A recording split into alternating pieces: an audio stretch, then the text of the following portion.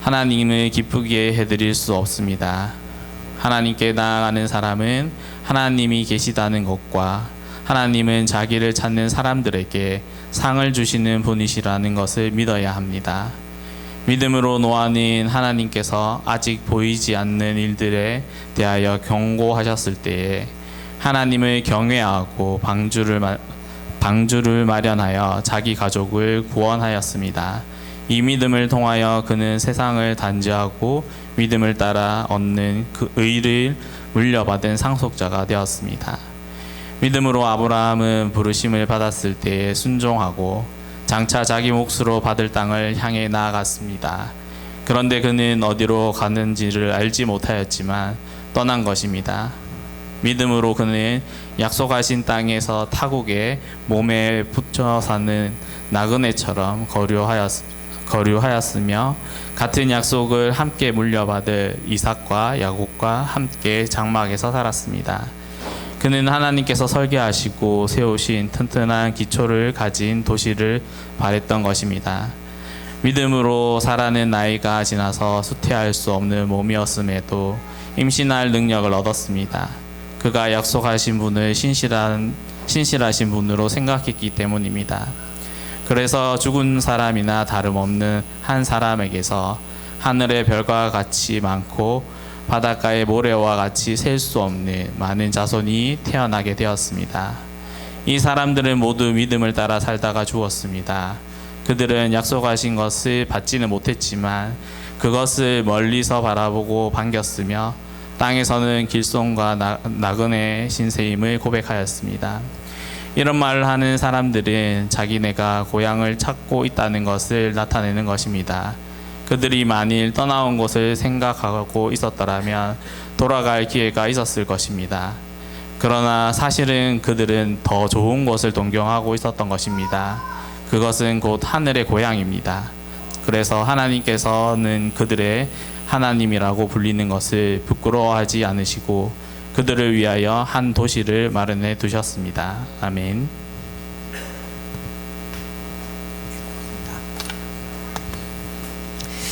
네, 히브리서 11장은 믿음장이라고 알려져 있는 굉장히 유명한 장입니다. 그런데 또 히브리서 11장만큼 오해를 받고 있는 그런 장도 없습니다. 그래서 오늘 본문을 통해서 우리를 구원하는 믿음, 그 믿음이 무엇인가에 대해서 이 본문을 통해 우리가 잘 알 수 있게 됐으면 좋겠습니다. 우리 가운데 또 제가 사역을 하다 보면 믿음이 안 생긴다는 사람들이 계십니다. 아무리 노력을 해도 또 교회를 와도 믿음이 생기지 않는다는 것입니다. 그런데 이제 우리가 알아야 될 게 뭐냐 하면 사실 이런 사람, 믿음이 생기지 않는다고 말하는 사람도 사실은 믿음을 가지고 있다는 거죠. 믿음이 있습니다. 어떤 믿음이냐 하면 하나님이 없다는 것도 믿음입니다. 죽으면 끝이라는 것도 믿음입니다. 또 이 세상에서 돈이 제일 중요한 가치라고 생각하는 사람들도 그렇게 믿고 사는 것입니다. 문제는 믿음이 안 생긴다가 아니라 내가 가지고 있는 믿음이 과연 진실한가? 내가 가지고 있는 믿음은 정말 사실인가? 사실에 근거한 것인가? 이것을 더 따져보아야 한다는 거죠. 믿음이 생기지 않는 게 아니라 이미 다른 믿음을 가지고 있는데 그 믿음은 내 인생을 지켜줄 만큼 타당하고 탄탄한 것인가? 그 믿음은 과연 그러면 의심해 볼 여지가 없는 것인가? 이것을 생각해 봐야 된다는 거죠. 그래서 분별해야 되는 것이지 믿음이라는 것, 믿음이 생기지 않는다고 말하는 것은 어폐가 있다는 것이죠.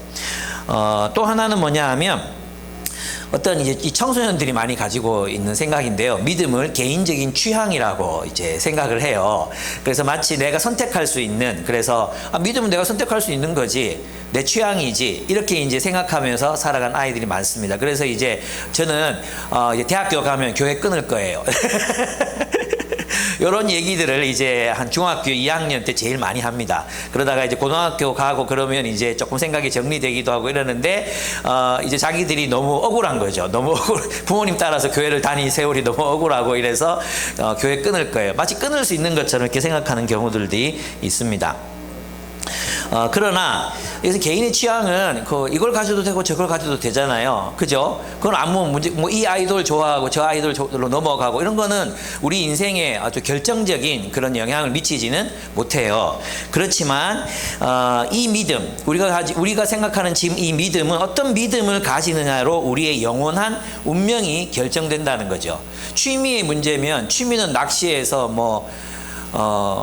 낚시에서 바꿀 만한 취미가 별로 없는데 낚시에서 영화로 뭐 또 다양한 취미를 가질 수도 있어요. 그죠? 그런 취향의 문제라면 기독교 조금, 또 이슬람 조금, 힌두교 조금, 도교 조금 이렇게 합성해 가지고 나만의 어떤 세계를 구축할 수도 있습니다.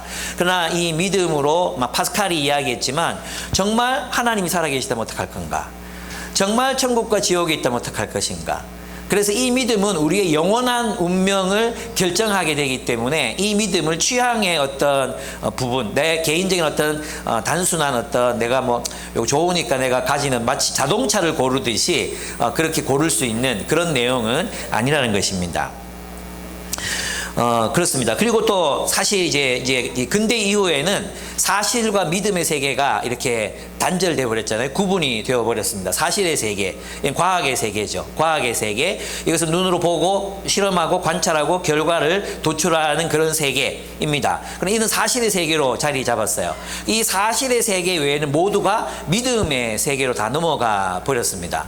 그래서 이제 도덕적 신념, 종교, 뭐 이런 것들, 우리가 하나님 믿는 신앙, 이런 모든 것들은 다 믿음의 영역에 속한다고 생각하게 돼버린 거예요. 그래서 사실과 믿음이라는 것이 아주 엄격하게 구분된 것처럼 생각하는 사람들이 많아지게 됐어요. 처음에는 그래서 과학자들은 과학의 영역, 사실의 영역을 탐구하고 신앙인들, 종교인들, 베이컨이 살아있을 때만 해도 이 믿음의 세계에는 종교가 있었으니까, 또 기독교가 서구 사회의 가장 중요한 부분이었기 때문에 이것이 살아있었죠. 근데 과학의 영역이 점점점 이 신비의 영역을 침범해 들어가기 시작했습니다. 그래서 믿음으로 설명하는 많은 것들을 과학적으로 설명해 내기 시작했어요. 심지어 종교적인 마음들까지도 심리학으로, 또 우리가 모이는 이런 현상들까지도 이제 사회학으로 막 설명해 내기 시작했어요. 그러면서 이제 이 믿음이라는 영역이 각 개인의 그건 너의 선택의 문제야, 네가 가지는 거지, 이렇게 사적인 영역으로 축소되어 버렸습니다. 근데 이제 오늘날 많은 이제 학자들이, 또 과학자나 철학자들이나 이야기하듯이 엄격하게 사실의 세계와 믿음의 세계가 분리되는 게 아닙니다. 특별히 영국의 물리학자요, 또 유명한 철학자인 칼 폴라니 같은 사람들은 이렇게 말합니다. 이 세계가 우리가 과학적 사실이라고 믿는 그 과학적 사실들조차도 사실은 믿음에 근거해서 쌓아 올린 지식의 세계라는 겁니다. 예, 우리가 과학을 발전시키려면 이전에 있던 과학적 발견을 믿어야만 하는데, 이 과학적 발견이 틀렸다고 판명될 때가 얼마나 많은지 모릅니다. 뉴턴의 만유인력의 법칙, 이걸 믿어야 그 다음에 아인슈타인이 나올 수 있었고, 아인슈타인을 믿어야 그 다음에 오늘 우리가 생각하는 뭐 있죠, 뭐 그런 양자역학 이런 것들이 나올 수 있었습니다. 그러니까 우리가 엄밀하게 과학이라고 말하는 세계 속에도 믿음이라는 체계가 존재하고요. 믿음이라는 세계 속에서도 이제 과학적 사실들이 존재합니다. 그래서 이것을 엄격하게 구분하는 것은 오늘날의 물리학 세계, 제가 잘은 모르지만 그것을 엄격하게 구분하기가 어렵다는 것입니다. 그렇습니다. 그러면 그래서 이런 이제 믿음이라는 얘기를 우리가 많이 들었기 때문에 어떤 이들은 이렇게 생각해요. 어떻게 생각하느냐 하면, 과학적으로 증명이 안 되니까 믿어야지라고 생각한다는 거예요. 사실이 아니니까 믿는 거지. 그래서 마치 기독교 신앙도 사실이 아니기 때문에 믿음을 필요로 해. 그 믿어야지, 이렇게 생각하는 사람들이 많다는 것입니다. 근데 그것은 오늘 우리가 이제 살펴보게 될 히브리서의 말씀에서는 전혀 맞지 않는 그런 이야기들이라고 할 수 있습니다. 그래서 이 믿음이라는 단어 자체가 우리가 이제 믿는다 혹은 믿음이라는 말을 딱 했을 때는 위에서 제가 말씀드렸던 어떤 범주의 체계 속에서 믿음이라는 단어를 집어넣고 이 믿음을 생각할 때가 많다는 거예요. 그죠? 여러분 아마 많이 성경 훈련을 받아가지고 이 생각에서 벗어났겠지만 아직도 많은 이들은 믿음 그러면 그건 안 믿어지니까 믿어야 되는 거지. 사실이 아니까 믿어야지. 이렇게 생각하는 사람도 있는가 하면 믿음은 내 개취지라고 생각하는 사람도 있다는 거죠. 근데 그것은 우리가 가져야 되는 믿음하고는 조금 이제 결이 다르다고 이야기할 수 있어요. 우리는 이제 개신교 특별히 이제 기독교 신앙이 이렇습니다. 믿음으로 우리는 의롭다함을 받습니다. 그죠? 믿음으로 의롭다함을 받고 하나님께 받아들여집니다. 하나님께 받아들여진다는 것은 곧 우리가 구원을 받는다는 의미입니다. 그런데 중요한 건 뭐냐 하면 이 믿음이 무엇인가에 대해서는 마치 근대 이후의 사람이 생각하듯이 믿음이라는 것을 생각한다는 거예요. 사실이 아니니까 믿어야지. 하나님 믿어. 이 믿음으로 구원받는다고 생각한다는 거예요. 무슨 말인지 아시겠죠? 근데 여기서 말하는 믿음은 그런 종류의 믿음이 아닙니다. 히브리서가 말하는 믿음은 그것과는 굉장히 다르다고 할 수 있습니다. 그래서 우리가 정의해야 되는 건 이제 사실은 성경의 내러티브 속에서 이 믿음이라는 것이 어떻게 정의되었는가, 어떻게 설명되고 있는가, 이걸 가지고 우리의 믿음을 재정립할 필요가 있습니다. 그럼 우리를 의롭다 하여 구원에 이르는 믿음은 무엇인가? 오늘 본문에 보면 1절에서 3절은 믿음의 정의를 말합니다. 믿음은 이런 거야 라고 이야기해 줍니다. 그 다음에 4절부터 이제 4절부터 7절까지는 믿음으로 살아가는 사람들의 삶의 실제를 통해서 믿음의 삶, 믿음은 이런 거야 라고 구체적인 예를 듭니다. 그리고 이제 8절부터 12절까지는 하나님은 그 믿음에 대해서 어떻게 반응하시는가, 그 믿음을 가진 사람들과 하나님의 나라를 어떻게 실제가 되어가게 하시는가, 하나님의 나라를 이루어 가시는가 하는 이야기, 하나님의 약속을 믿는 자들과 함께 성취해 가신 이야기가 나옵니다. 그리고 마지막 13절에서 이제 16절까지의 내용은 뭐냐 하면 결론부입니다. 결국 실제적인 적용인데 뭐냐 하면 믿음을 가진 사람은 이 땅에서 나그네로 산다는 거예요. 그 믿음을 가진 사람의 삶의 특징이 뭐냐? 나그네적 삶이다. 유배지의 나그네적 삶이다. 이렇게 이제 결론을 맺고 있습니다. 그럼 하나씩 살펴보면 믿음이 무엇인가? 믿음이란 하나님 나라의 소망을 붙들고 사는 삶이라고 이야기합니다. 1절에 보시면 믿음은 바라는 것들의 확신이요 라고 되어 있죠. 그러면 이 바라는 것이 무엇입니까? 이걸 영어 성경 NLT로 보면 소망이요. 소망하는, 우리가 소망하는 것. 이 바라는 것은 뭐냐 하면 우리가 희망하는 것이에요. 그러면 이제 히브리서에서 희망하는 것이 무엇이죠? 하나님이 약속하신 하나님의 나라죠. 하나님이 세우시는 도시, 하나님이 세우실 도시, 그 하나님의 나라를 소망함으로 살아가는 삶, 그것이 실제가 되어 있는 삶, 그 하나님, 미래의 그 하나님의 나라를 지금 여기에서 살아가는 삶, 그 소망에 근거한 삶을 뭐라고 한다고요? 믿음이라고 얘기한다는 거예요. 그래서 믿음은 어떤 관념에 대한 동의가 아니에요. 어떤 교리에 대한 동의만으로 끝나는 것도 아닙니다. 믿음이란 하나님께서 이루시겠다고 약속하신 그 하나님의 나라를 나의 삶에 실제로 만드는 것입니다. 그래서 이 본문에 보면 이 확신이라고 번역되어 있잖아요. 그런데 NLT를 보면 우리가 소망하는 것의 실제라고 말합니다. 리얼리티라고 말합니다. 리얼리티. 그리고 이 리얼리티 혹은 컨빅션, 이런 확신이라고 번역된 단어가 원래는 뭐냐면 헬라어에서는 휘포스타시스, 몰라도 돼요. 휘포스타시스, 휘파랑 비슷한 휘포스타시스라는 단어인데 이 단어는 어떤 뜻을 가지고 있냐 하면 실제, 근원적 실제라는 의미를 가지고 있는 단어예요. 근데 이 단어가 때로는 확신이라고 번역되기도 해요. 그래서 이 두 가지 의미를 동시에 가지고 있습니다. 그래서 이제 종합해서 보면 믿음이란 하나님이 주신 하나님의 나라, 바라는 것, 하나님의 나라. 그들이 바라는 게 뭐겠어요? 하나님의 나라잖아요. 하나님의 나라를 소망함으로 그 소망을 삶의 실제로 삼아 살아가는 삶이라고 할 수 있어요. 그 소망, 그 간절한 소망, 하나님의 나라를 바라보고 지금 여기에서 하나님의 나라를 리얼리티로 만들어가는 삶, 그것을 뭐라고요? 믿음이라고 한다는 것입니다. 그래서 관념적 믿음은 우리를 구원하지 못해요. 다시 말하면 하나님의 나라에 헌신된 삶, 하나님 나라의 역사에 포함된 그 삶을 믿음이라고 얘기한다는 것이죠. 그래서 믿음이란 하나님이 주신 하나님 나라를 소망함으로 그 소망을 삶의 실제로 드러내는 것이라고 할 수 있습니다. 근데 여러분 여기서 이제 그 하나님 나라의 소망이라는 것을 그러면 유대 민족들 또 그리스도인들 어떻게 이 소망을 가지게 되었나를 생각해 봐야 돼요. 그냥 당연 막연하게 그냥 하나님 나라가 온다 그랬지 이게 아니라 그들이 가졌던 소망의 실제는 뭐냐 하면 하나님이 말씀하셨습니다.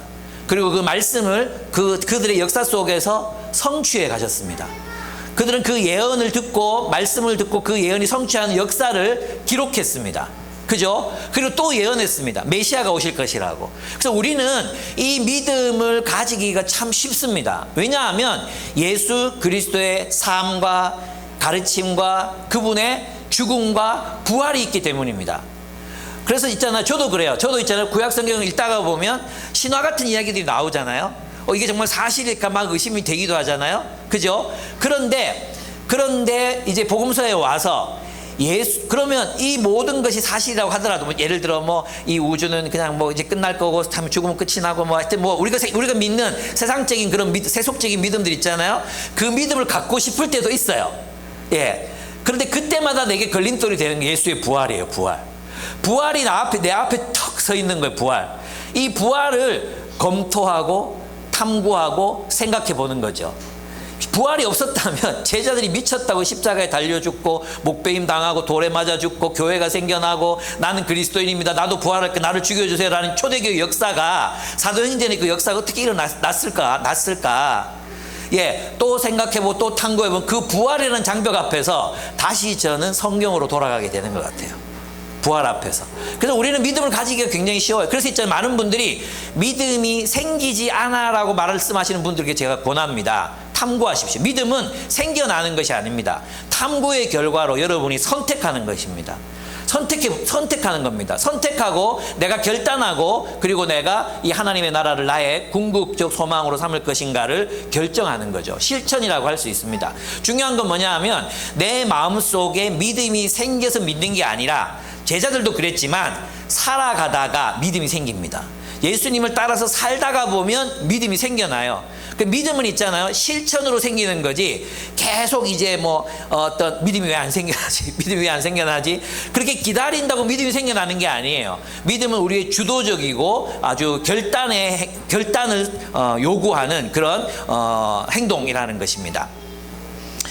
그렇습니다. 그래서 이제 두 번째, 그렇습니다. 그래서 우리는 그 예수의 부활을 통해서 하나님의 나라 역사가 이루어진 것을 보고 최종적으로 하나님이 창조하시는 새로운 도시, 그 도시를 우리는 기다리며 이 땅에서 하나님 나라를 살아가는 거죠. 그래서 내게 믿음이 있다 이렇게 얘기했을 때는 그 삶의 실제가 있느냐, 예, 그것을 우리가 생각해 보아야 합니다. 두 번째, 믿음이란 장차 이루어질 하나님 나라를 증명하는 삶이라는 거예요. 내게 믿음이 있다면 내 삶을 통해 하나님 나라가 증명된다는 것입니다.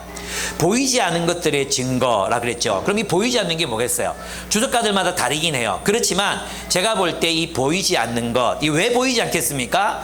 아직 완전히 실현되지 않았기 때문에 보이지 않는 겁니다.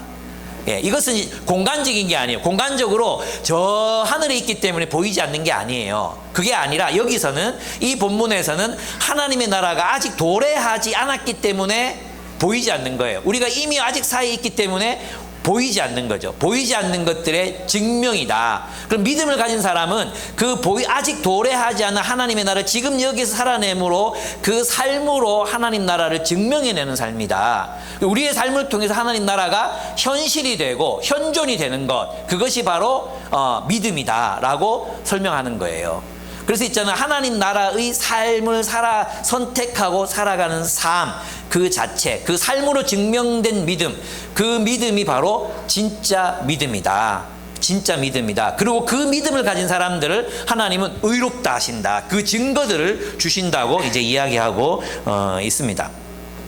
그래서 그것이 보이지 않는 이유는 공간적인 이유가 아니라 시간적인 이유이기 때문입니다. 그러므로 우리는 믿음으로 아직은 보이지 않는 하나님의 나라를 증명해내는 삶을 살아가야 합니다. 우리 개인적인 삶으로 우리의 공동체로 하나님의 나라를 증명해내는 삶, 그 삶을 살아가야 한다는 거예요. 그게 믿음이라는 것입니다. 네, 그것이 믿음이다 하는 겁니다.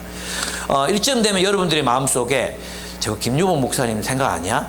이런 의심이 들까봐 여러분들이 IBP 비평 주석이 있습니다. IBP 비평 주석, 그 책에 자세하게 설명이 되어 있으니까 참조하시기 바랍니다.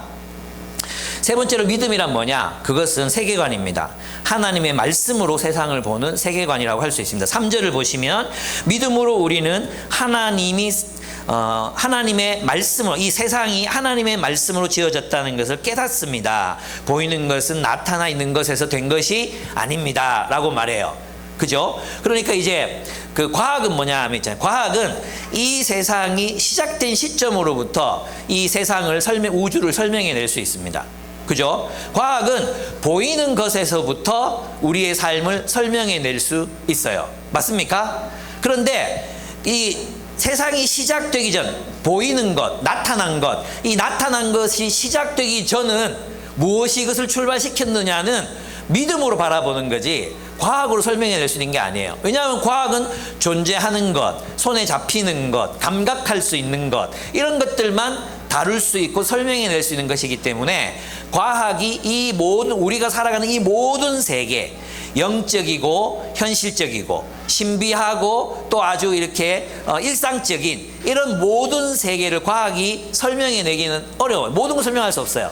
그러면 결국은 나타난 것, 보이는 것 이전의 것들을 어떻게 시작됐을까 하는 무엇으로 결정해야 됩니까?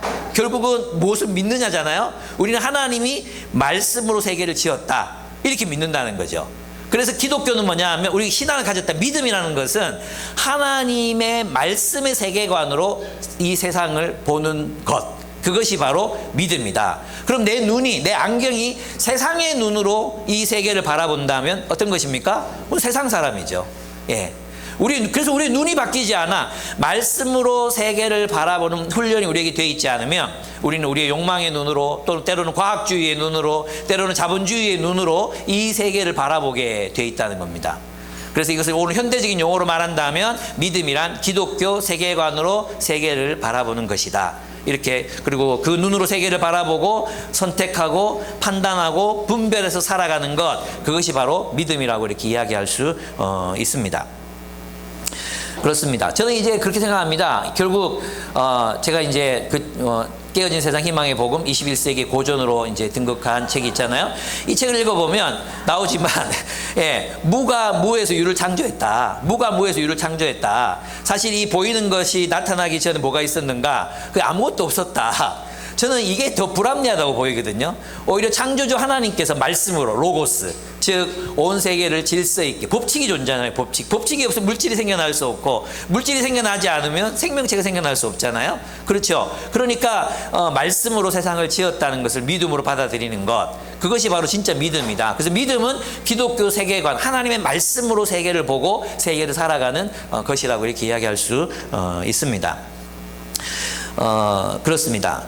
근데 이제 이 본문을 보면서 있잖아, 많은 분들이 이제 잘못 오용해요. 특별히 이제 왜 래퍼 있어요, 래퍼 왜 믿음은 바라는 것이 실상이요 있었거든요. 믿음 바라는 것도 실상이요 증거니 뭐 이런 친구 있었어요. B가 아니 B 말고 누구죠? BY. 이 친구 우리 교회 와서 좀 배워야 되는데. 이 친구가 얘기했던 게 믿음이라는 걸 자꾸만 있잖아요. 긍정의 힘이라고 보는 거예요. 긍정의 힘. 그래서 내가 믿으면 이루어진다. 네가 믿음이 없어서 안 이루어지는 거야. 네가 믿으면 이루어진다. 이렇게 이제 자꾸 설명하려고 하는 것들이 진짜 많아요. 그래서 이제 그렇죠. 근데 이제 이것도 얘기하고 넘어가야 되는 건데, 그렇게 믿으면 또 되기도 해요. 그래서 있잖아요. 여러분이 이제 기왕이면 긍정의 힘으로 살기를 추천합니다. 부정의 힘으로 살지 말고 긍정의 힘으로 사는 게 훨씬 낫습니다. 왜냐하면 여러분 회복 탄력성 읽어보셨죠? 그 책에 보면 나오잖아요. 우리 뇌는 있잖아요. 이거 된다 이렇게 믿으면 우리 뇌가 되려고 막 준비를 한대요. 예, 그죠? 우리 경제정책 이 사업은 된다 이렇게 믿으면 되는 쪽으로 자꾸 아이디어를 쓰게 돼 있잖아요. 근데 안 된다 이렇게 믿으면 안 되는 쪽으로 뇌가 기능을 하는 거예요. 그래서 이제 오전 시간에 그런 얘기 했는데, 우리 형제들 중에 자존감이 낮은 친구들은 자매들에게 프로포즈를 할 때 거절당할 걸 믿고 프로포즈하는 사람들이 많아요. 그죠? 니네 안 좋아하지? 니 내 실체, 내가 프로포즈도 안 받아줄 거지? 그래 맞지? 그리고 입에 뺑뺑뺑뺑 도는 거죠. 뺑뺑뺑뺑 도는 거죠.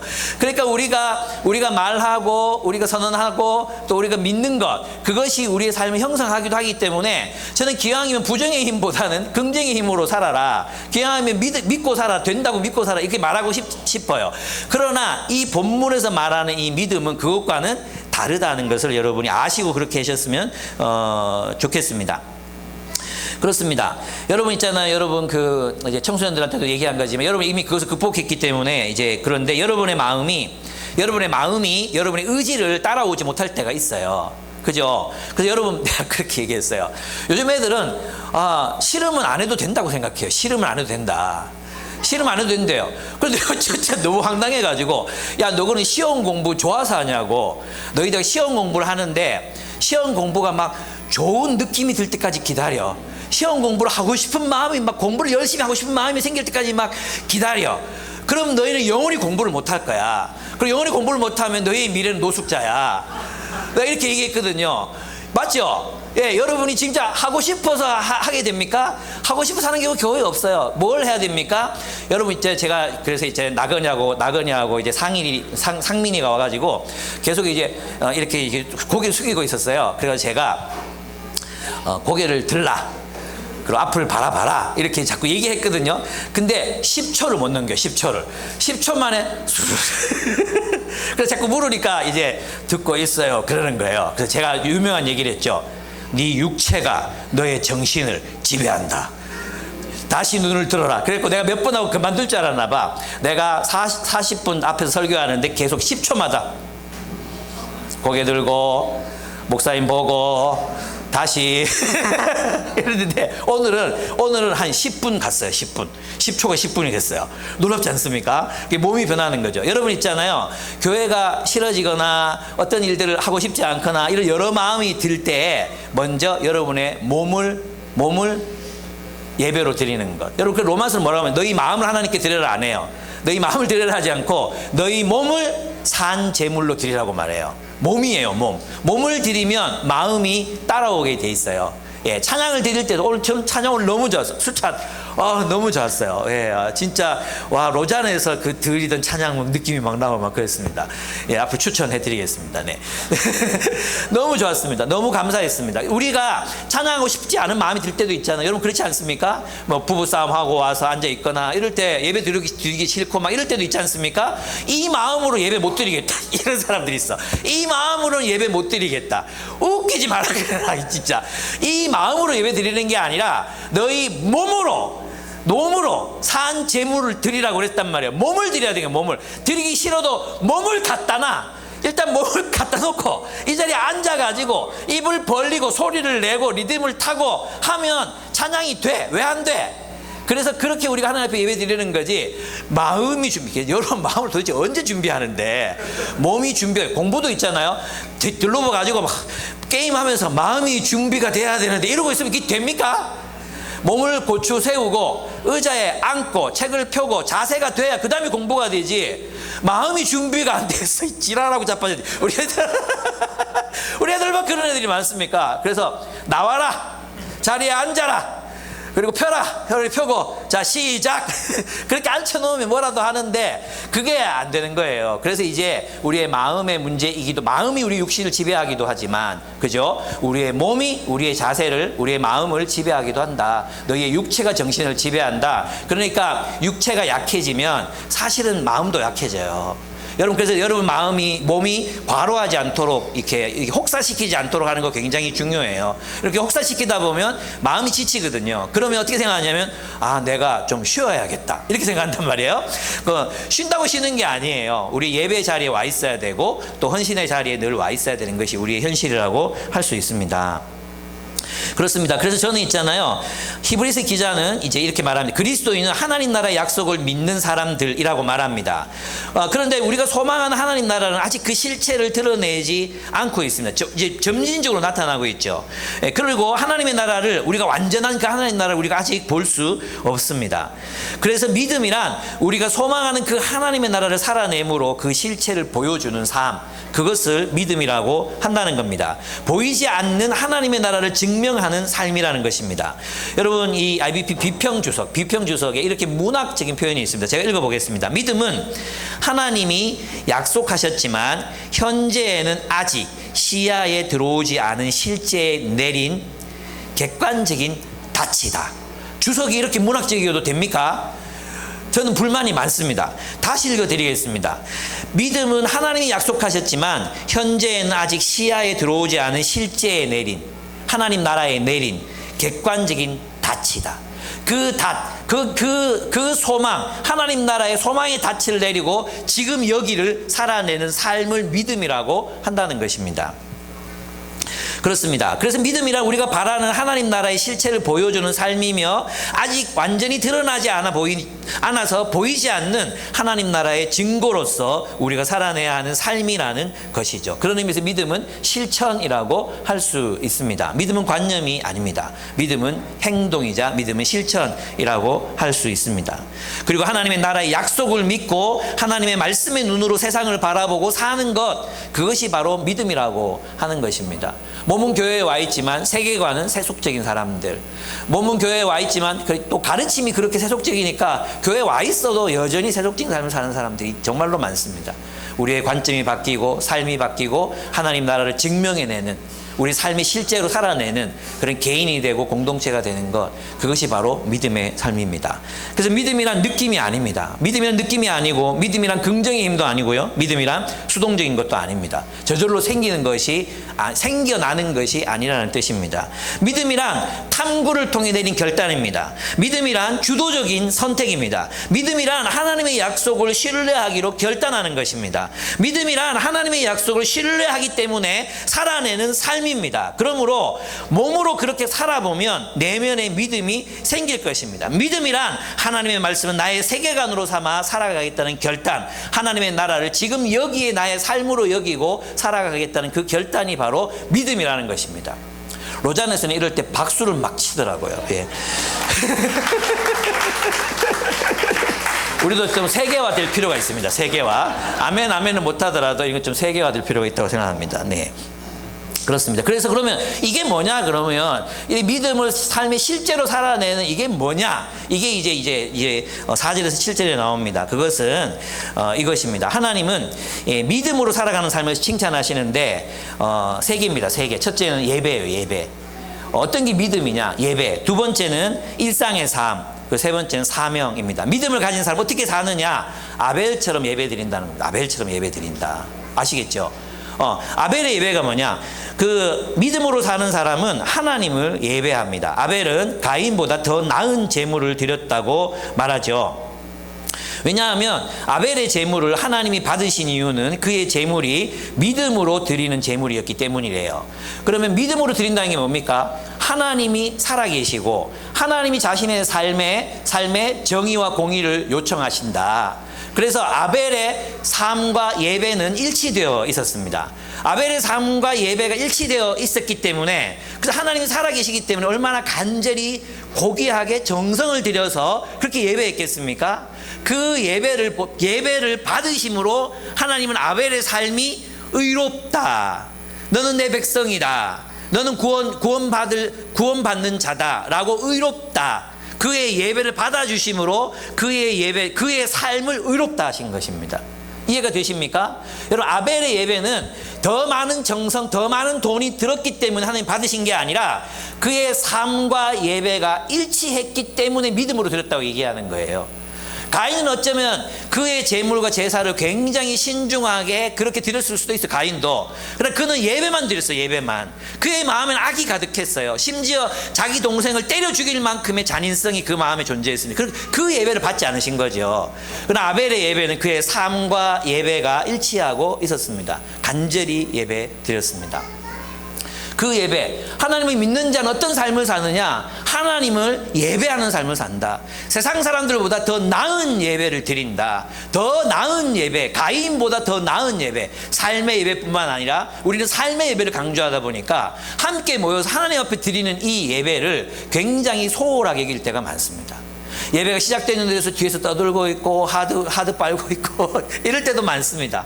예, 하나님이 저는 이런 생각이 들거든요. 하나님께서 우리 앞에서 예배 받으시기 위해서 우리의 찬양을 받으시기 위해서 이 앞에 계십니다. 여기 임재하고 계십니다. 근데 우리는 그 하나님에 대해서 안중에 없습니다. 자기 뭐 떠드는 건 교제하는 건 좋아요. 그런데 하나님에 대해서 찬양할 때조차도 폰 보고 있고 하나님 무시하고 하나님께 예배드리지 않습니다. 하나님을 경배하지 않습니다. 그럼 저는 니들이 나랑 대화하자면 나 예배한다며 하나님 떠나실 것 같아요. 너끼리 예배 드리라 하고 갈까? 내가 하나님이 갈 것 같아요. 안 그렇습니까? 여러분, 우리가 진짜 전심으로 하나님을 찬양하고 하나님을 기대하고 하나님을 만나겠다는 소망과 확신 가운데 이 자리에 여러분이 모여 있으십니까? 여러분이 나의 강의를 듣기 위해서 모였습니까? 여러분이 음악을 즐기기 위해서 모였습니까? 아니지 않습니까? 우리가 예배할 때도 정말 전심을 다해. 정말 저는 일어서서 예배했으면 좋겠거든요. 근데 몇 번 해보니까 일어섰다가 한 두 곡하고 앉고 이래가지고 차라리 앉아서 예배드리자 이래 돼서 제가 바뀌었는데, 여러분의 삶이 고달픈 걸 알아요. 우리 한국 사람도 진짜 전 세계에서 두 곡하고 앉는 나라들은 한국밖에 없어요. 대부분 나라들이 다 서서 예배드리거든요. 근데 우리가 여러분 피곤한 거 아니까 하나님도 아시겠지 하고 앉아서 예배드려요. 그러면서 우리 마음조차도 우리의 행위조차도 진짜 하나님 진심으로 예배하는가. 여러분 있잖아요. 우리 아이들, 여러분도 그렇잖아요. 임영웅 나오면 막 전부 막 미칩니다. 할매들이 막 임영웅 그러면 막 미쳐요. 막 차를 온통 임영웅으로 다 도배해 놓고 임영웅 포스터 사고 임영웅 굿즈 사고 이런 돈 얼마나 쓰는지 모릅니다. 우리 애들도 아이돌 콘서트 가가지고 막 히딱 TV집니다. 막 넘어갑니다. 막 소리 지르고 기절하고 막 난리가 납니다. 안 그렇습니까? 근데 우리는 왜 하나님 앞에서 소리 지르고 춤추고 하나님 앞에서 좀 기절도 해보고 하나님을 막 절규도 하고 왜 우리는 그렇게 살지 못할까요? 왜 우리의 하나님은 우리에게 홀대를 받으실까요? 왜 우리 하나님은 우리의 예배 드리고 온 우리 앞에서 하나님이 무시를 당하셔야 합니까? 저는 우리의 마음이 정말 하나님 앞에서 좀 간절해지고 소망하고 하나님의 현존 앞에서 정말 하나님을 진심으로 예배했으면 좋겠어요. 삶이 더 중요하지. 이것도 중요하지만 예배 없이 어떻게 우리의 삶을 하나님께 올려드릴 수 있겠습니까? 예배 없는 삶은 공허할 뿐입니다. 삶이 없는 예배는 심판을 받을 뿐입니다. 여러분, 우리의 삶과 예배가 일치하는 삶, 이것이 바로 믿음이라는 것입니다. 그래서 믿음이 있는 사람은 하나님을 그런 자세로 예배하게 되어 있습니다. 두 번째, 믿음으로 사는 사람은 하나님과 동행합니다. 에녹이었습니다. 에녹은 에녹의 기사를 보면요, 다른 위인들, 뭐 노아, 아브라함, 뭐 수많은 위인들 있잖아요. 또 심지어 악인들, 가인의 이야기까지도 굉장히 길게 기록되어 있습니다. 근데 에녹은요, 딱 두 줄밖에 없어요. 그가 하나님과 동행하며 자녀를 낳았다. 이거밖에 없어요.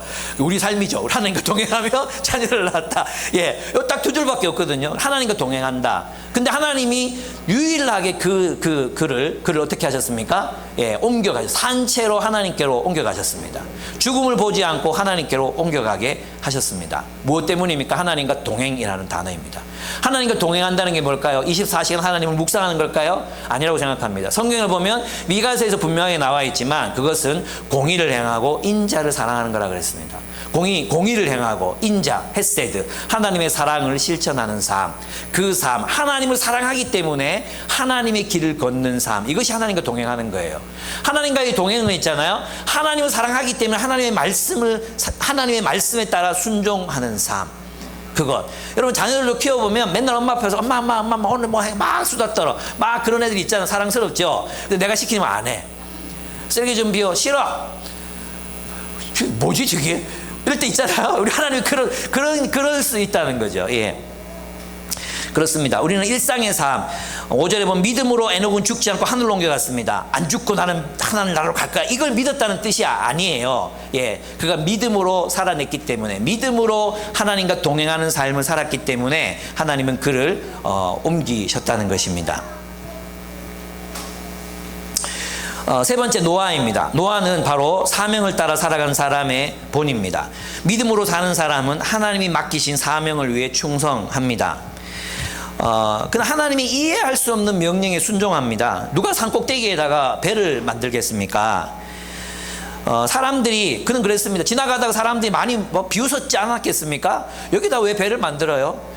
쓸데없는 짓 하지 마세요. 막 이렇게 했을 거 아닙니까? 그럼에도 불구하고 그는 하나님의 말씀을 믿었기 때문에 그 사명에 충실합니다. 그래서 결국 어떻게 됩니까? 인류를 구원할 가족들을 구원하고 이 세상의 환경, 세계의 환경을 보존하라는 생명을 유지하라는 그 명령에 순종하고 그 사명을 결국 성취하게 됩니다.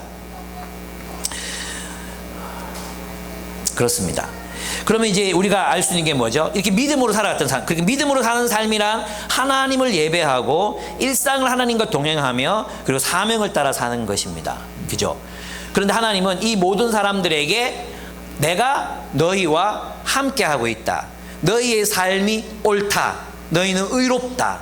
너희는 내 백성이다. 나의 인정을 받았다. 나의 칭찬을 받을 자다. 하는 칭찬을 받죠. 이게 뭐예요? 이게 의롭다함을 받는 거예요. 의롭다함을 받는다 라는 말의 의미입니다.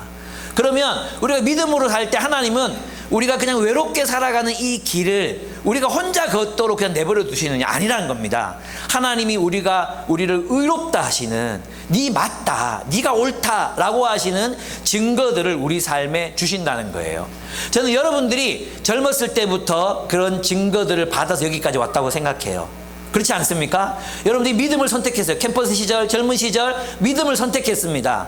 근데 그 길이 틀린 길 같았어요. 주변에 있는 대학생들, 주변에 있는 친구들이 그 길이 아니라고 우리들한테 많이 얘기했어요.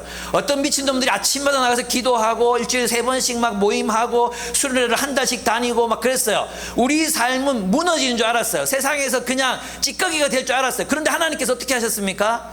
저 여러분들 요즘 사는 걸 보면 하나님이 정말 이들을 함께 하시는구나. 저는 그걸 느끼거든요. 하나님이 정말 인정하시는구나. 그래, 너희들 사는 게 맞다.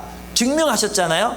그렇지 않습니까? 근데 지금 와서 여러분 무너지면 안 되잖아. 맞죠? 지금 여러분 이렇게 살아가셔야 됩니다. 여러분 이제 신앙생활 하다 보면 그런 일들 많이 겪습니다. 때로는 그렇죠. 사랑하는 사람들이 떠날 때 제일 아픕니다. 사랑하는 사람들이 정말 떠날 때 내 일부가 떨어져 가는 것 같고 내 삶의 이야기가 무너진 것 같고 실패감이 들고 그렇습니다. 네, 사실입니다. 그런 일들을 저는 해마다 겪습니다. 한 해만 겪는 게 아닙니다. 해마다 그런 일들이 일어납니다. 또 새로운 분들 주셔서 위로를 주시기도 하지만 그렇습니다. 근데 이번 로잔 대회 갔을 때 그랬어요. 내 마음이 얘기 드렸는지 모르겠지만 매너리즘, 그 다음에 내가 청소년 사역을 맡았잖아요. 처음에는 이제 담임이 청소년 사역 맡아야 된다 이러니까 주변에서 막 전화 오고 막 카톡 보면 난리가 났어요. 위대하시다. 그런 일을 선택하는 담임은 없다. 어떻게 그러실 수 있냐. 신났어요. 그렇지, 이건 내가 해야 될 일이지 생각했어요. 근데 몇 달이 지났잖아요. 이건 내가 하는 게 맞나. 진짜로 이게 내가 하는 게 맞나. 새끼들 말도 안 듣고 안 변하는 것 같고 막 그렇더라고요. 예, 그래가지고 사회기도 회의가 쭉 생기는 거예요.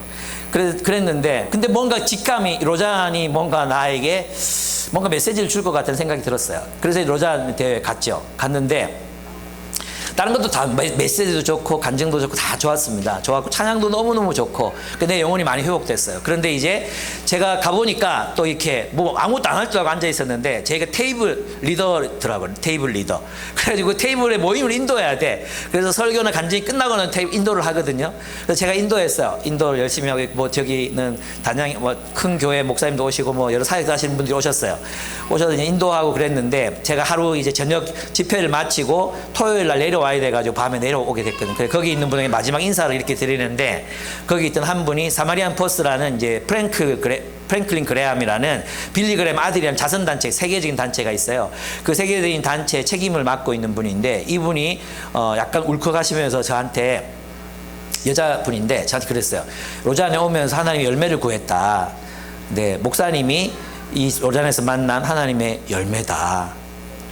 울컥하시는 거예요. 그래서 나는 그게 나에 대한 하나님의 사인으로 받아들여지더라고요. 하나님이 내 삶을 긍정하시는구나, 인정하시는구나 이런 생각이 들었어요. 또 하나 사건이 있었어요.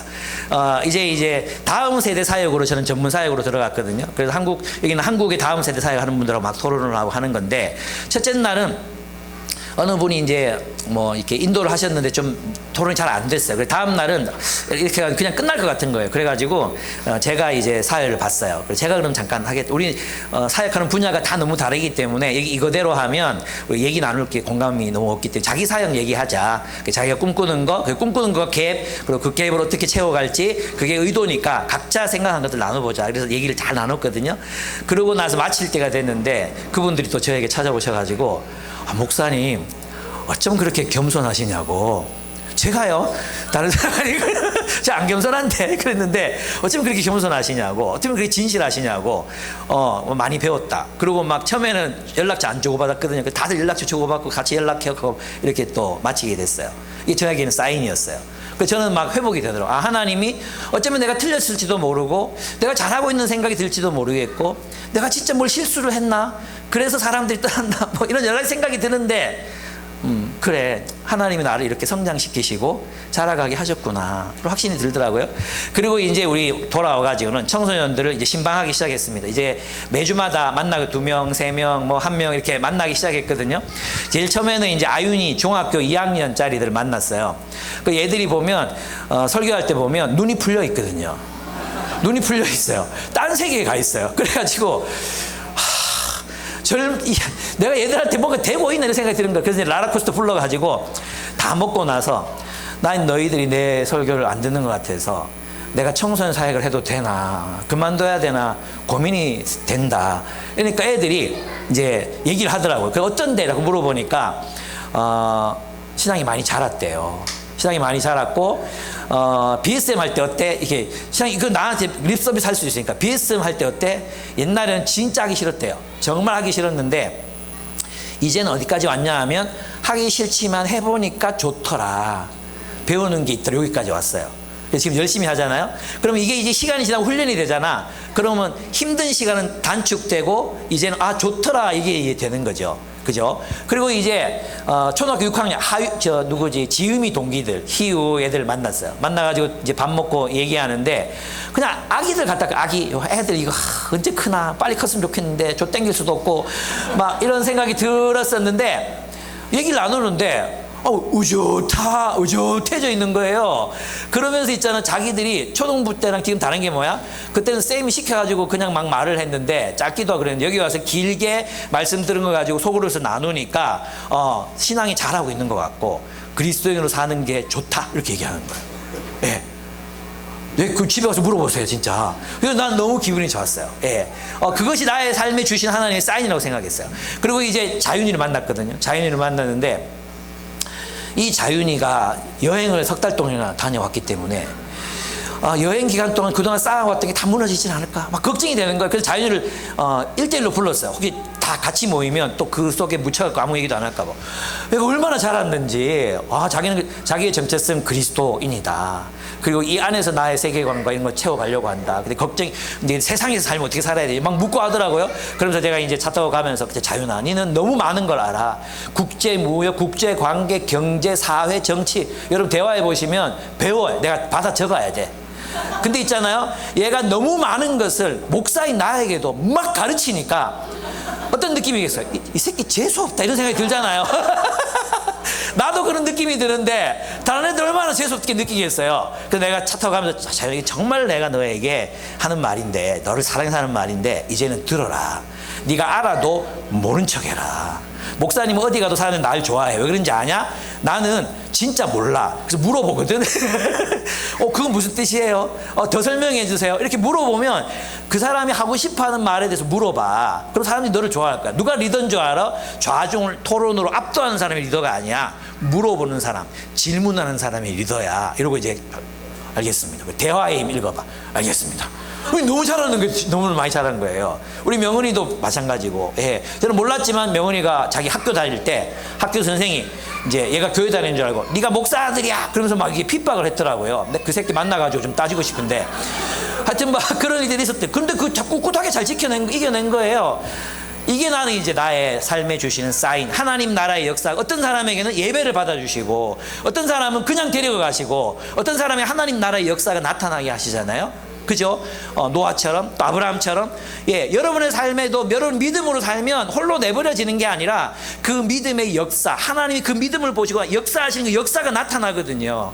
그래서 우리가 그 믿음의 길을 걸어갈 수 있어요. 그래서 믿음이 실제가 될 수 있거든요. 믿음이 하나님 나라를 실제화시키는 그 힘이 될 수 있는 거죠. 저는 우리의 삶이 바로 그런 삶의 여정 가운데 있다고 생각합니다. 여러분 한 사람 한 사람을 볼 때도 여러분도 아마 소그룹에서 나누어 보면 이 증거들, 이 믿음의 증거들, 하나님이 늘 여러분은 의롭다, 네가 맞다, 네가 옳다, 그래 그렇게 살아야지, 내 응원한다, 칭찬한다, 좋은 평판을 받았다, 하나님께 그렇게 좋은 평판을 받는 여러분의 삶이라고 저는 생각합니다. 그래서 그것들을 찾아보세요. 그리고 이 길을 함께 또 걸어가기를 힘썼으면 좋겠습니다. 그렇습니다. 이제 세 번째 마지막입니다. 하나님은 믿음의 사람들을 통해 자신의 역사를 이루어 가십니다. 그렇죠. 아브라함의 삶은 그것을 충실하게 보여주었습니다. 부르심에 대한 순종. 그는 하나님의 신뢰함으로 어디로 가는지 알지 못했지만 하나님이 지시하시는 땅으로 갑니다. 두 번째, 아브라함은 소망을 품은 인내의 삶을 살았습니다. 부르심에 대해 순종했을 뿐만 아니라 하나님이 보여주시는, 하나님이 세우실 튼튼한 기초를 가진 도시, 새 예루살렘 성, 하나님의 나라를 그는 바라보고 환영하고 그 나라를 향하여 걸어갔습니다.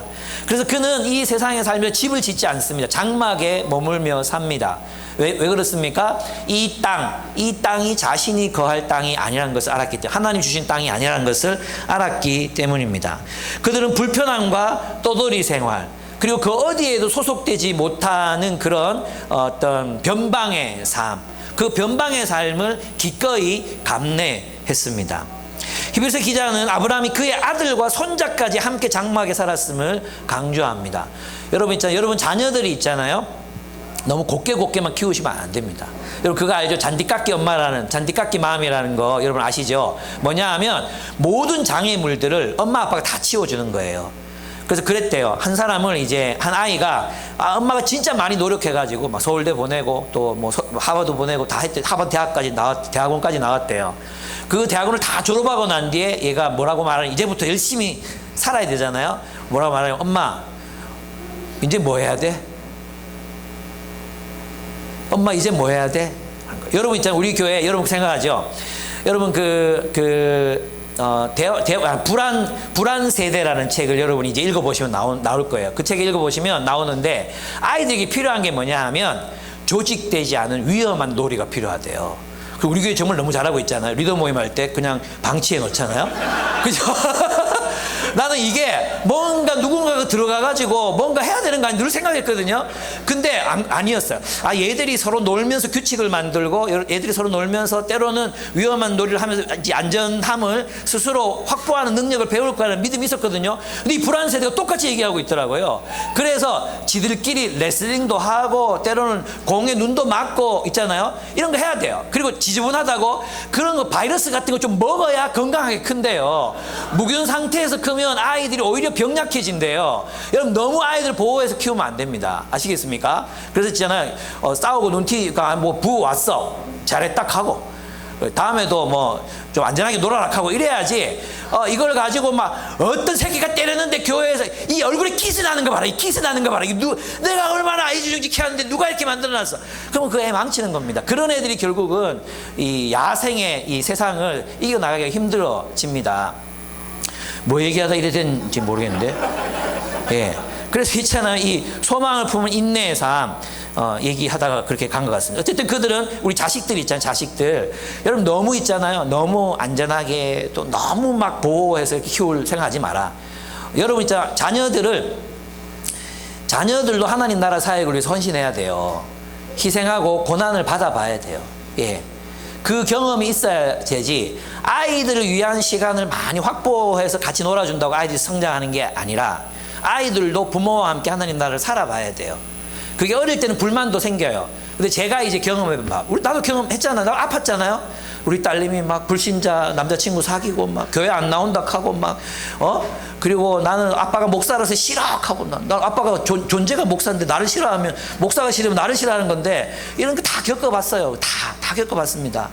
근데 내가 지금 확신하는 건 뭐냐 하면 여러분도 그런 길을 분명히 내가 확신하는 바는 여러분들의 자녀들이 교회 가기 싫어 이럴 분명히 옵니다. 그리고 엄마는 왜 기독교인으로 나를 낳아가지고 왜 이런 얘기를 분명히 들을 겁니다. 지금 안 듣는다고요? 대학교 가면 그런 듣습니다. 그래서 있잖아요. 지금부터 여러분들 해야 될 일이 뭐냐 하면 너희가 최고야 이게 아니라 함께 하나님 나라를 세워가는 삶을 자꾸 살다 보면 그럼 애들이 그게 훈련이 됩니다. 그리고 있잖아요. 삶으로 배우는 게 있습니다. 저는 여러분들이 그런 경험들을 많이 하게 해주셨으면 좋겠다는 생각을 합니다.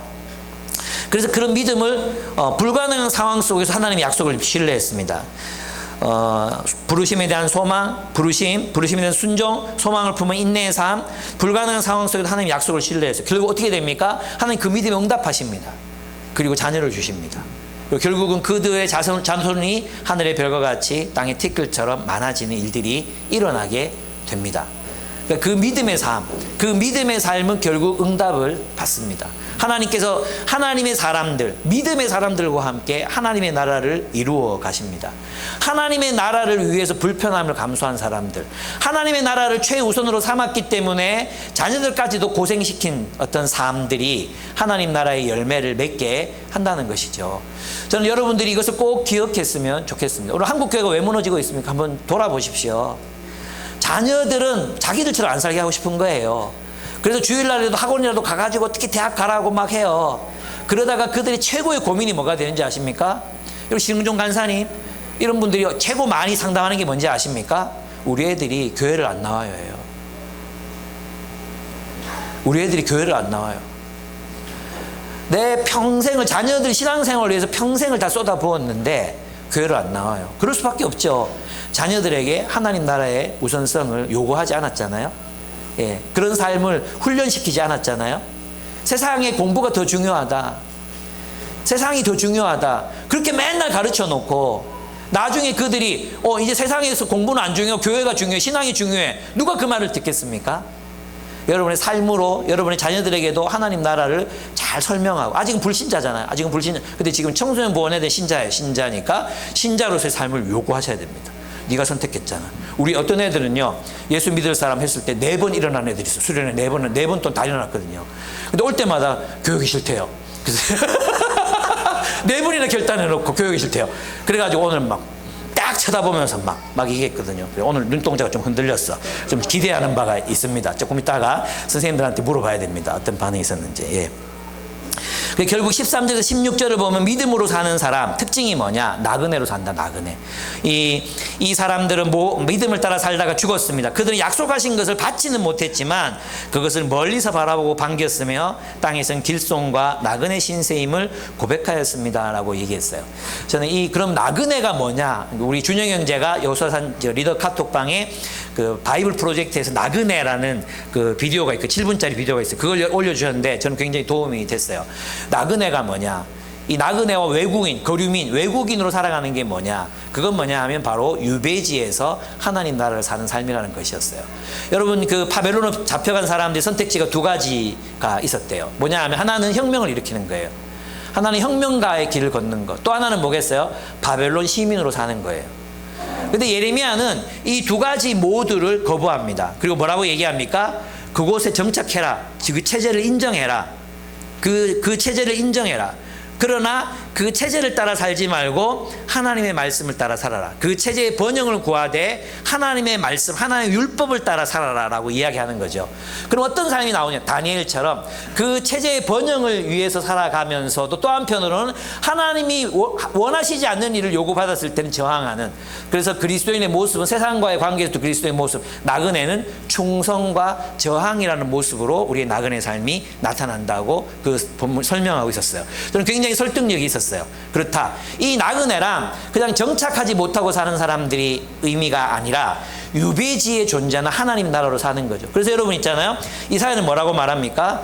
이사야는 포로로 잡혀가 있는 이스라엘 백성들에게 너희는 하나님의 종이라고 말하거든요.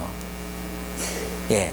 너희는 포로로 잡혀가 있지만 너희는 하나님의 종으로 이방의 정의를 행하고 이방의 빛을 발해야 하는 하나님의 종이다. 하나님의 종으로 살아라. 이것입니다. 그러니까 우리가 믿음으로 산다는 이 세상에서 하나님의 종으로 하나님의 종으로 하나님이 보냄받은 이 바벨론 땅으로 보내신 그 하나님의 종으로 바벨론 땅의 번영과 평화를 구하며 사는 삶. 그러나 우리의 최종적인 충성의 대상은 바벨론이 아니라 하나님이라는 것을 항상 인식하고 하나님의 뜻대로 살아가는 삶. 그래서 때로는 저항하는 삶. 충성과 저항으로 나타나는 삶이 바로 나그네의 삶이라는 것입니다. 그렇습니다. 이 일을 하기 위해서 10장에서 히브리서 기자는 무엇을 말했습니까? 함께 모여라. 모이기를 힘써라. 모여서 뭐 합니까? 예, 사랑과 선행을 격려하라. 소그룹에서도 사랑과 선행을 격려하라. 헤세드적인 삶, 또 그리스도인으로 살아가기 위해서 서로 힘을 불어넣어줘. 그렇게 살아야죠. 서로 사랑하고, 또 있잖아요. 어떻게 하나님의 선교에 참여하고, 멘토링하고, 주변 사람들에게 복음을 전하고, 또 정의로운 일에 함께 가담하고, 이런 일들을 위해서 살아라. 서로 격려해 주어야 한다는 것입니다. 그래서 이 나그네의 삶이 의미하는 바를 톰 나이트는 그렇게 말해요. 우리의 최종적이고 유일한 충성의 대상이 바로 하나님과 그의 나라라는 사실을 드러내며 사는 것, 그것이 바로 나그네의 삶이라는 것입니다. 여러분의 삶이 그렇게 되었으면 좋겠습니다. 축복합니다. 여러분의 삶이 그 실제 하나님의 나라를 실제로 삼아 살아내는 삶, 하나님 나라를 증명해내는 그런 삶, 하나님의 눈으로 세계를 바라보고 살아가는 삶, 하나님을 예배하고 일상의 삶에서 하나님과 동행하고 사명을 따라 살아가는 삶, 이것을 히브리서 기자는 믿음의 삶이라고 이야기합니다. 이 믿음의 삶 가운데 하나님 우리와 함께 하십니다. 우리가 지칠 때 증거를 보내십니다. 우리가 지칠 때 네가 옳다고 입증해 주십니다. 우리가 어려울 때도 하나님께서 내가 너와 함께 하고 있다고 말씀해 주십니다. 그것이 믿음의 길을 걷는 사람들의 삶이라고 할 수 있습니다. 여러분, 믿음의 길을 끝까지 걸어가서 아브라함처럼 또 노아처럼 여러분 하나님 의롭다 하시는 여러분의 삶이 되기를 축복합니다. 우리 함께 기도하겠습니다. 제가 로잔에서 배운 게 있습니다. 기도할 땐 다 일어서서 하더라고요. 예. 다 일어서서 우리 세계화 될 필요가 있습니다. 우리의 신앙이 좀 세계화 될 필요가 있습니다. 다 일어나서 함께 하나님 앞에서 기도하도록 하겠습니다. 믿음으로 살겠습니다. 하나님의 나라를 나의 삶이 실제로 살아내고 하나님의 나라가 존재하는 것을 증명해내는 삶, 하나님의 관점으로 사는 삶을 살겠습니다. 그런데 이 믿음의 삶을 살기에 내 삶이 너무 연약하고 보잘것없고 우리는 너무 쉽게 무너집니다. 하나님 도와주십시오. 다시 일어날 힘을 주시고 우리의 무너진 마음을 다시 회복시켜 주시고 다시 그 길을 걷도록 해 주십시오. 네, 그렇습니다. 우리가 세상에 소망이 있었다면 왜 그리스도인이 됐습니까? 아닙니다. 우리는 세상에 소망이 없음을 발견했습니다. 그리고 그리스도 안에서 소망을 발견했습니다. 하나님께서 만들어가고 계신 그 하나님의 나라를 우리는 소망합니다. 그 나라를 먼 곳에서 반기며 그 나라가 이루어지기를 간절히 바라는 마음으로 살아가고 있습니다. 그 믿음의 삶은 우리가 함께 이 땅에서 하나님 나라 공동체를 세우는 삶으로, 이들과 함께 하나님의 선교에 참여하는 삶으로, 세상의 가포 눈물들을 향하여 찾아 나아가는 삶을 우리들에게 요청하고 있습니다. 이 삶은 힘듭니다. 혼자 살아갈 수 없습니다. 그래서 모여서 이 사랑과 선행을 격려하는 삶을 삽니다. 하나님, 우리가 끝까지 이 길을 잘 걸어갈 수 있게 해주십시오. 믿음의 길을 걷게 해주십시오. 기도하겠습니다.